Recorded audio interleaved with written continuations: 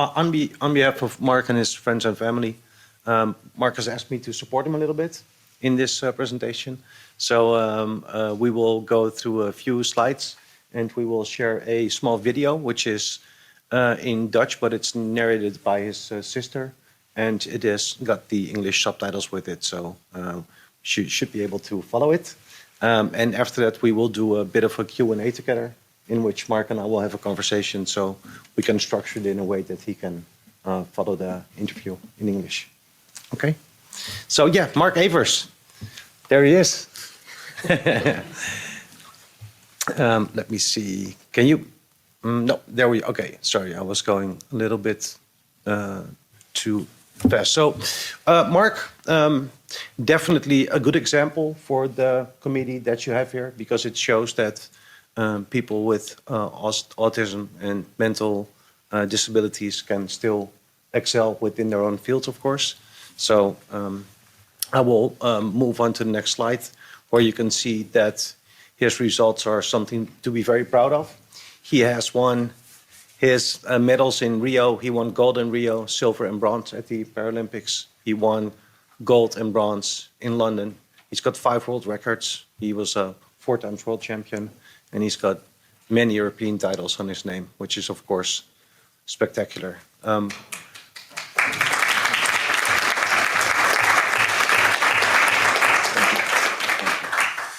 Can we start?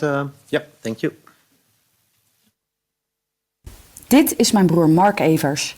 Hij is meervoudig Paralympisch kampioen zwemmen in de categorie S14. Hij heeft een verstandelijke beperking en autisme, wat bepaalde dingen in het leven een beetje moeilijker maakt.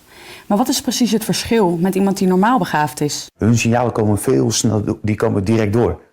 Bij mij duurt het nog 1, 2, 3, 4. Doet het voor mij veel langer. Toen Marc bijna 3 jaar oud was, kregen mijn ouders Marc zijn diagnose te horen. Hij was verstandelijk beperkt, zou nooit tegen een bal aan kunnen trappen, niet zindelijk worden en al helemaal nooit kunnen zwemmen. De kinderpsychiater liet niks van Marc over en Marc werd volledig afgeschreven. Hier gingen mijn ouders echter niet mee akkoord en ze gingen met Marc aan de slag. Bezoeken aan de psychiater die eigenlijk zegt van ja, dit wordt helemaal nooit wat, hij gaat nooit wat kunnen. Is het niet moeilijk om dat soort dingen te delen? Nee, ik vind dat niet moeilijk. De moeilijkheid die wij in het begin hadden was natuurlijk dat Marc zich niet ontwikkelde zoals een normaal kind zich zou ontwikkelen. Dus wij hebben eigenlijk van hot naar her gelopen om hulp te krijgen voor Marc. En ja, dat is een moeilijke weg geweest. Maar we zijn zo blij dat we dat doorgezet hebben. En dat we onze eigen koers gevaren hebben. Hij heeft bijna 6 jaar over zijn A-diploma gedaan, want hij was bang voor water en leren gaat natuurlijk wat langzamer. Daarna ging hij echter als een speer. Hij won ieder kampioenschap, ging internationale wedstrijden zwemmen en ook daar bleek dat hij echt goed was. Hij is meervoudig Europees kampioen, wereldkampioen en Paralympisch kampioen en nu gaat hij naar zijn laatste Spelen. Al die jaren dat mijn ouders samen met Marc moesten vechten tegen het vonnis van de kinderpsychiater, hebben ze ingehad. Marc heeft zich ontwikkeld van een jongen die nooit wat zou kunnen, tot een jongen die zich mooi heeft kunnen ontwikkelen. Verbaal sterk is, heel hard kan zwemmen en eigenlijk gewoon een broer is waar ik heel erg trots op ben. Marc zijn verhaal is opgeschreven in een prachtige graphic novel genaamd The Great Marc Evers. En hij is vanaf nu verkrijgbaar bij iedere online en fysieke boekhandel. Ivo van Woerden, Gemma Ploem en Marloes Dekkers hebben zich als team volledig gestort in het leven van Marc. En ik moet eerlijk zeggen, het is echt een prachtig boek geworden.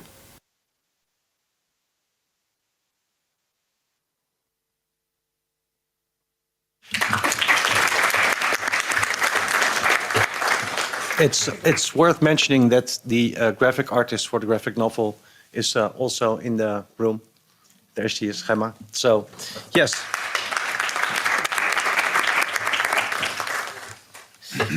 Okay, Marc. So let's do the interview.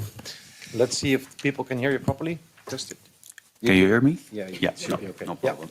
Yeah. Okay, so Marc, the first question, and I'll also accompany the questions on the slide so people can view along with it. If it actually moves. It does not, it's okay. There you go. Okay, so the main question, Marc, is sports good for a person?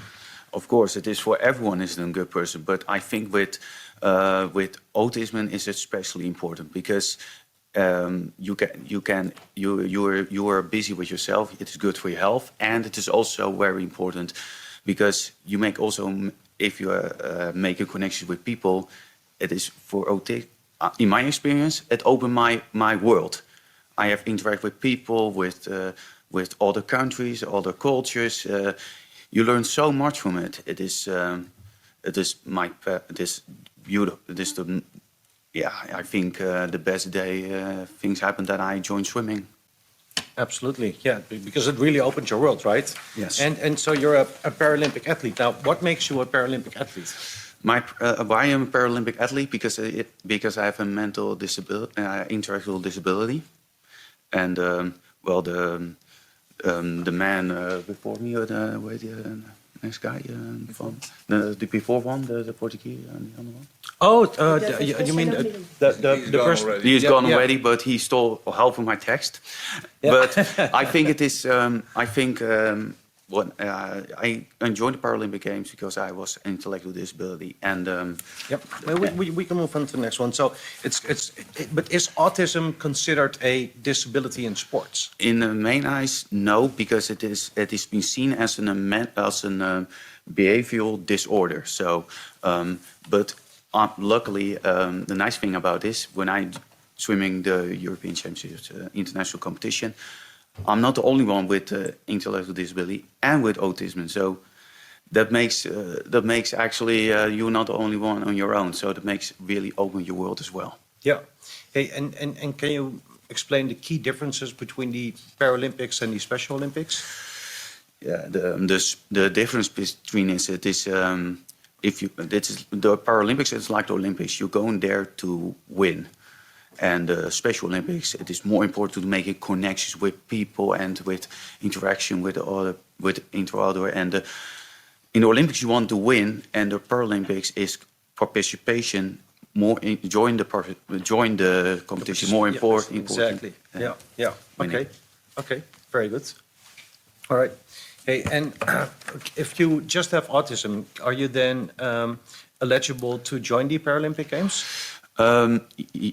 Only if you have autism, that is no problem. But you need to have also another disability as well, as a physical or have not a good sight or have So visually impaired or visually you have impaired to have some disability. of intellectual disability. Exactly. Yeah. And if you are only have autism, you can of course compete in the Olympic Games, of course. Okay.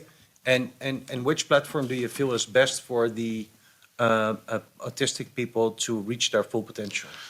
Now, if you want to compete in the highest, if you want the highest, then it's the Olympics or the Paralympic Games the highest goal, because you can compete with the best people in the world, and there's absolutely no difference between if you have autism or with normal people. You need to compete with the best, and but sports is still important, because if you're not a professional, you can still enjoy. You can still interact with other people. If you have not that goal to be the highest in goal, still sports is very important, because you will interact with people. And what I said before, it opens your life. Yeah, absolutely. And do you feel that autism has helped you? Yeah, because my father always says, it is my greatest strength. And your disability is your greatest strength. Yeah. And so, but then again, which problems that were related to your autism did you encounter during your elite sports career? Not actually. It was not too bad, because I was swimming in a national federation, and You got structure and things were organized, right? yes, and there also when we are in the competition, you have protocols and they say, well, you need to be on time, and if they didn't go well, I can also go when your training go well and stuff. You can also go to the sports cycles. So you had some additional support already there, right? Of course, Yeah. yes. Yeah. So that's great. Yeah. Hey, and so what you're saying is there aren't many problems then in elite sports? It became clear that I was more talented than an average person, so Yeah. I want to train more than in a club with no disabilities at all. But it was very difficult. I was rejected 3 times before I was joining, and we talk about 15 years ago. And when have when I conversation yeah. with my family. There were very concerns. What become clear, there was so fear they can provide me the right guidance, and that was the bigger obstacle. But that is unfortunately lots of change in the Netherlands. So it is also very important to be open about your disability, because people, if you talk about, hey, I have autism, I have also intellectual disability, and you explain it to them, they will understand that. Yeah, and it gives a better understanding. Yeah, and people knows also around you, oh, that is how it is. Yeah, absolutely. Hey, and have you ever struggled with your autism during a major event, a major tournament? Yes, the Paralympic Games of Tokyo was a traumatic experience for me, because there was also everything was unpredictable, and also the interaction with all athletes was difficult, and I was burned out, I was overtrained, and I didn't feel safe. The road to the Paralympic to Tokyo was actually a nightmare because of the COVID and the pandemic. And after the games, after the Paralympic Games, I decided to leave the national team. I trained 2 years on my own with my coach, the coach that I also have in London. But after 2 years, it didn't actually go well. And so the coach said, maybe it's a good idea that you go and join a club again with all the swimmers and with all the swimmers and coaches. And he suggested go to the swimming team, to the one of the best swim teams in the Netherlands, the Dolphin in Amsterdam. And that day, it was in September, that it changed my whole view on swimming and in life as well. And did it dramatically improve your training results also? Yes, because when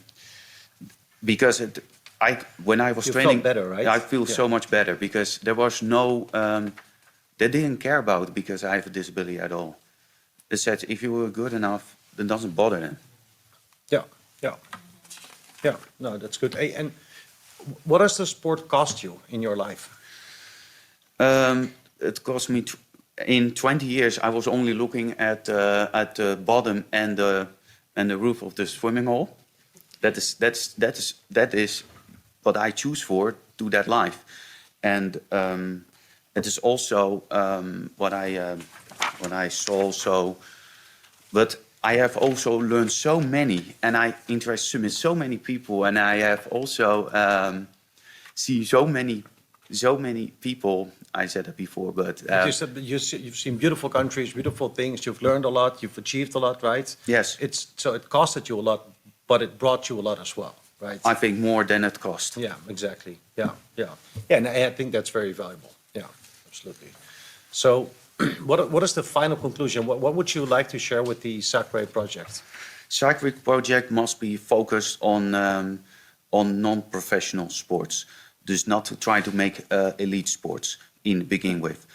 There need people with autism. You see the barrier between some is still very difficult, and the Sacree project needs to be focused more on people getting to sports. That is so much more important. And then as they discover their talents, they would then further continue into elite sports where they have different budgets and they have. Yeah, because if they're going, if someone gets talent, someone has a talent. They need to try to support them to look, hey, this places you can go to if you want to improve yourself more. Yeah. Okay, great. Well, thank you, Marc. I think you did wonderful. Absolutely.